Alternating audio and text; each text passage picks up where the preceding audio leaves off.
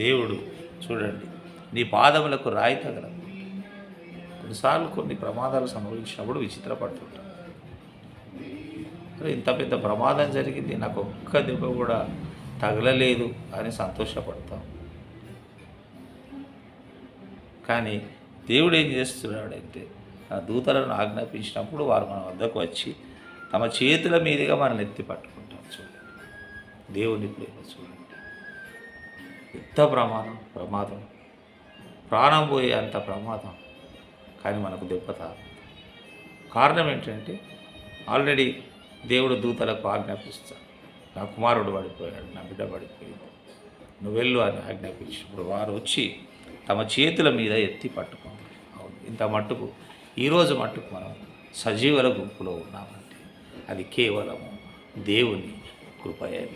అందుకే అంటున్నాడు, దేవుని నీకు నివాస స్థలముగా చేసుకున్నాడు. మన హృదయంలో దేవుడు మాత్రమే నివాసం.